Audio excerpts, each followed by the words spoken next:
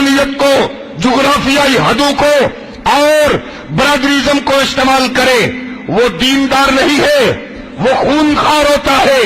وہ درندہ ہوتا ہے، وہ دہشت گرد ہوتا ہے، وہ فرقہ واریت کو ہوا دیتا ہے۔ نواز شریف جیسا اندھا اور بہرا اور بدماش جاہل نہ سمجھے تو نہ سمجھے، میں مرکز اہل سنت میں بیوی سبحان اللہ کہنے والے غیرت مند سنیوں میں بیٹھ کر اس بات کا اعلان کرتا ہوں کہ الطاف کی صورت میں اگر کوئی کتا بھونکتا ہے، نواز شریف کے پالتو کتے اگر چپ رہتے ہیں اور رحیل شریف صاحب ہم پر والا کہہ رہے ہیں، ایسے کتے کی زبان کو لگام دو، کیونکہ یہ پاکستان نواز شریف کے بابے نے تو نہیں بنایا، لیکن اللہ کی قسم میں ہمارے بزرگ جماعت علی شاہ نے بنایا ہے۔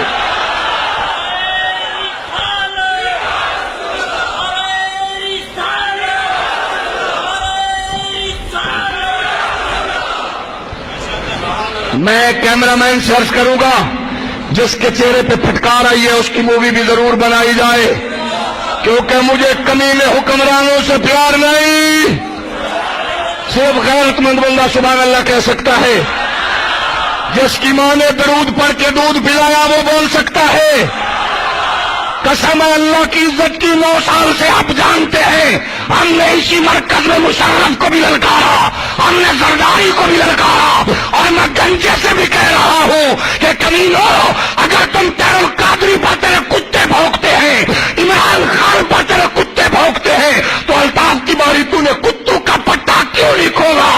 اور اگر جنازہ کے دروازے پر احتجاج کرنے پہنچ جاتے ہیں تو برطانیہ میں ان کو الطاف حسین کا گھر کیوں نظر نہیں آ رہا؟ میں یہی پوچھنا چاہتا ہوں، اگر الطاف حسین نے یہی بکواس نواز کے خلاف کی ہوتی، شہباز کے خلاف کی ہوتی، تو آج تیرے کتے گلیوں میں بھونک رہے ہوتے، لیکن تجھے ملک عزیز نہیں ہے، تجھے اپنا کاروبار عزیز ہے، ہمیں آمنہ کے لال محمد عربی کی عزت عزیز ہے، اور بزرگوں کا بنایا پاکستان عزیز ہے۔